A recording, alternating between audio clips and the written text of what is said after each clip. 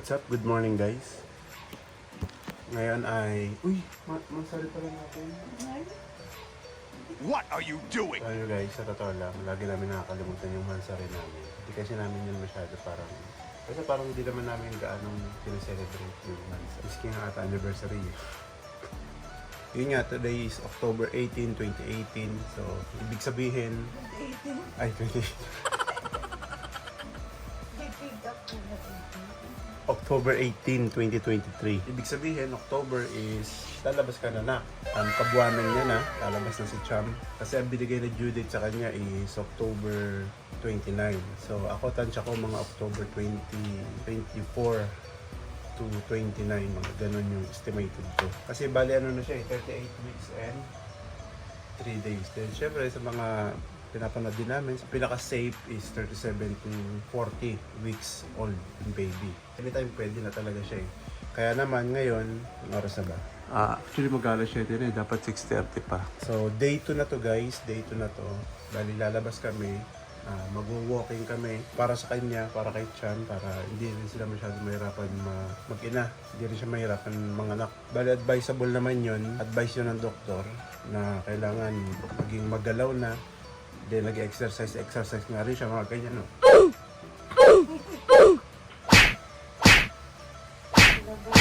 Wala bang ganun.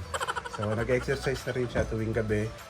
Siyempre, tinutulungan niya rin sarili niya. Then, kapon na ginawa na namin to, naglakad-lakad na kami for 1 hour. Then, hindi ko lang na-video, hindi ko lang naisip i-vlog. So, ito na yung day 2 namin na mag-walking ulit kami. Ikot-ikot lang kami rito sa lugar namin. Kasi kahapon umalis kami 7 eh. Then nakabalik kami 8 din. And then mamayang hapon may check-up din siya kasi Miyerkules ngayon. So actually last week galing ulit kami sa OB niya. May check-up siya. Then hindi ko rin yung na-vlog. So ito check-up ulit siya mamaya hapon. Kung hindi ka pa rin lalabas, check-up ulit. Basta weekly yun. Kasi nga kabuwanan na ng mama mo. So hindi ko alam kung kukuhaan ko nga rin yung day 3, day 4, day 5. Masyado ata kasi nga haba yung video. Then mamaya na kami magkalmusal pagbalik. Then akin pabor din maglakad-lakad kasi nagbo-burn din yun ng calories. Nasa process ako ng diet ko eh. Kita nyo naman, diba? Pwede na. Nagreklamo to kahapon eh. Tapos nagdilim yung paningin niya. Kasi 1 hour na kami naglakad-lakad. Nabigla siguro. Pero ngayon kaya mo na. Carry na. Okay, so labas na kami guys. Ready? Ano si Mother Earth. Nagwawalis. Saan tayo? Papunta ron? Or dito? Ha? Tara, let's go. Lakad muna kami, Nay. Nauna na naman siya. Ganda ng panahon.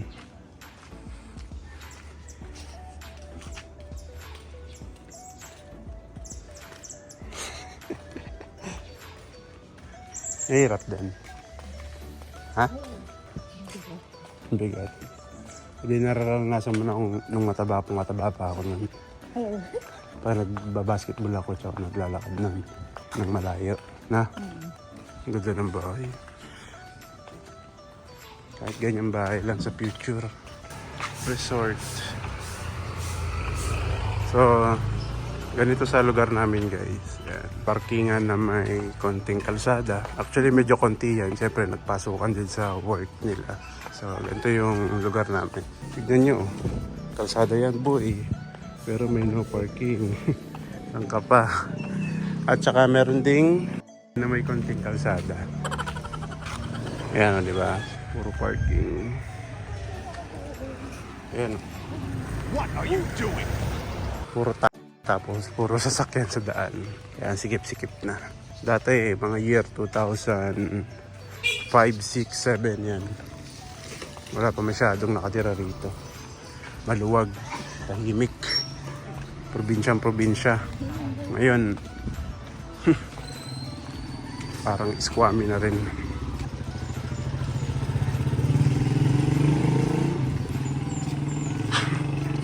Kaya pa? Lapit pa lang ng nalakad natin. Ano na? Ito guys, so kung nakikita nyo, ito yung dati naming OB. Ayan, tendensya.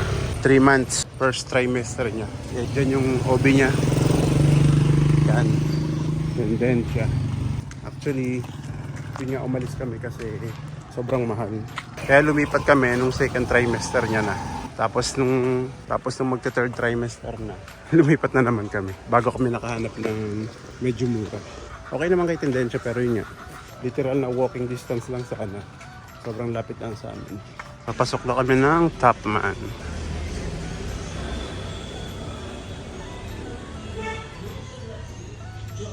Topman. So yan, may covered court guys. Nakapaglaro na rin ako dyan dati. Saka dun, sa Mahogany. Yung hindi covered court. Nakapaglaro na rin ako ron, tsaka dito. Way back 2015, nung kalakasan pa. Nox. Yan, Topman. Ganon din sila rito. Parkingan na may konting kalsada rin sila. Tapos yan, yung mga sidewalk. Sinakop na. Uy, lot for sale. Oh. May ano ko rito, 50. 50 pesos. Dito natin bilhin yung bike mo nun, diba? Ang ganda ng bahay. Eh. May half court sa taas. Nice. Galit din ang ano rito. Street. Diyan binili yung bike. Bike niya dati. Pasagsagan ng COVID. Ito yan. So, bawal may angkas. Kaya nagbabike siya papuntang work. Bawal siya iangkas sa motor. Eh, wala pang kotse that time. Pag kotse pwede. Social distancing lang. Diba? Okay ka lang. Nakaka 15 minutes pa lang tayo. Tignan nyo guys kung gano'n nakasikip yung kalsada. Dahil sa mga nakapark. Lapit na. Ito guys, another covered court. Phase 4. Paglaro na rin ako dyan.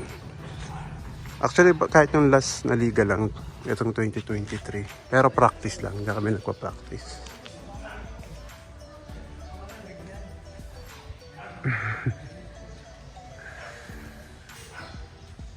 Hi, Cham. Hirap na mama mo.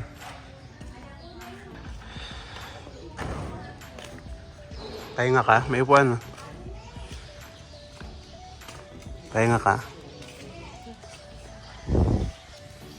Ako parang wala lang sa akin yung paglalakad. Kaya naiinis siya. Kasi parang di raw ako napapagod. Eh, di ba medyo malaki na nabawas ang timbang ko. Tsaka panay basketball na ulit ako. Twice a week. Kaya nagkaroon ako ng konting stamina. Siya napagod agad. Ako raw parang wala lang. Thinking? So, nga pala guys, nakakatuwang i-share sa inyo. Nakakatuwang i-share. Nakikita nyo yung background ko sa likod. Ito. Yan, yung bahay. Nakaka-proud, no? Pero, ayun, at least napagawa ko na yung camera ng cellphone ko. Kasi blurred siya. So, malinaw na ba? Kita ba yung bahay sa likod? Malinaw. Ayun, nakaka-proud. Linaw na ng camera. Marie Osmond. I think, paglaki mo na, pag nag-school ka na, diyan kita plano pag-schoolin. Plano pa lang naman. Marami pa naman ibang school, pero mukhang okay dun. Private. Okay ka lang?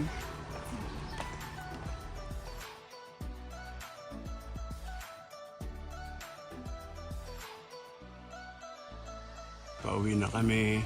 Habang pauwi, napadaan dito kay Tomboy. Nagutom yung buntis. Bibili ng pancit or spaghetti. Hindi ko alam kung ano almusal niya. Nagutom ang buntis. Bumili na rin ng uulamin mamaya. Toge. Ang dami. Together. Tsaka adobong baboy. Sa gabi? Wala? Ano binili mo? Pansit. Yeah, may pandesal siya tsaka pansit. So yan guys, pauwi na kami. Bango dito. Sarap tumambay dito na oh, linis na. Dati puro ano yan eh, basura. Nakaka 1 hour na rin no. Mahigit pa nga, mas nahigitan namin yung kahapon. Medyo may pahinga lang. Kahapon wala eh, dire-diretso.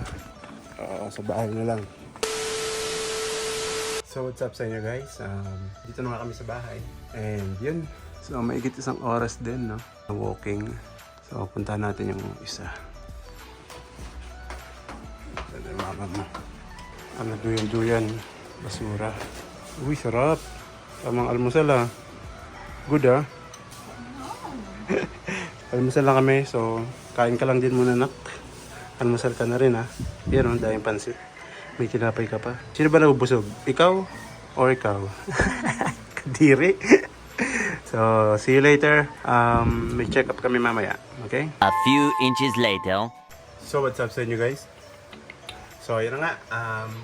Kita ba oras? Mag-alas 4 na. And na-text na namin yung OB niya. So, andun na yung doktor niya. And papunta na kami ngayon since may check up nga siya, di ba? Gaya ng sinabi ko kanina. Magmumotor lang kami para hindi na... Tamad ako magkotse. Kasi hindi makasingi. Tapos pag stop ka talaga. Unlike sa motor, pwede ka sumingi, di ba? Tapos madali mag-park. Ayan, so malapit lang naman yun. Kaya okay lang mag-motor. Pwede ka na? Okay, so alis na kami guys. Face mask. Picture muna tayo. Laki ka na. Laki. Ang sikip na ng damit mo. So let's go. So ito kami guys, naka-motor. Yan. So on the way na nga kami guys. Bali, motovlog tayo ngayon. Motovlogger yan. So ayan. Doon na lang ulit guys sa may clinic para makapag-usap at magkita nyo lahat ng maayos. Andito na kami. Kamote kami. Wala kaming mga helmet. Well, hindi rason yun. Kahit malapit lang or what. Hindi ko alam ba't di kami nag-helmet. Kinamad. Let's go. Okay guys, so tapos na. Tara na. So may good news kami. Gumana yung lakad-lakad namin kahapon saka kanina. Pero napagsabihan kami nito kasi dapat pala 30 minutes lang. Hindi 1 hour. Hindi kanina mahigit 1 hour pa kami. So 30 minutes lang pala advisable. May improvement naman. Natuwa naman ito kasi 2 cm na siya. Last week 1 cm siya ngayon. Last week 1 cm siya. Ngayon 2 cm na. So anytime this... Tapos ano to? Kaya pinabili kami na ito pampanipis ng cervix. Hindi ko alam kung ano yun. Pero yun 2 cm na siya. So anytime this week daw baka lumabas na si Cham. Nakakainip na habang inaantay mo. Habang inaantay ka namin anak, lalo kang tumatagal lumabas. Tapos nakapanya na raw ulo mo, sabi ni sabi ni Doc, nakapanya na ulo mo. Tanghali. Sana, babalik pa kami next week ng Wednesday. Wednesday ngayon, di ba? Pero mas maganda sana kung babalik kami rito is nakalabas ka na anak. Hindi yun check up ulit. Mas maganda yun, nakalabas ka na. So, biyahin muna kami. 2 hours later. So yun na nga guys, nakalimutan ko na mag-outro. Alas 6 na no. Kanina pa kami nakabalik, sobrang saglit na naman kami doon. I-edit ko na rin kaagad to, tapos upload ko na rin kaagad. Then, bali nakatatlong video na kami sa channel ng anak ko. Sa channel mo nak. Ito na muna yung pangatlong video, then pang-apat na video, nakalabas na ikaw anak. So, gagawin ko na lang yun ng another vlog kasi sabi nung OB namin kanina, anytime ngayong week, pwede na siyang lumabas. Next vlog, sigurado, kasama ka na namin anak. Ano ba yan? Umutot ko. So yun nak, hanggang dito na lang muna. Baho? Amoy ko? Wala naman ako. Yun, anytime nak, magkikita na tayo. Ay! Love you nak. So hanggang dito na lang muna. See you next vlog. See you next vlog anak. Sana sa susunod na video karga-karga na kita. Love you.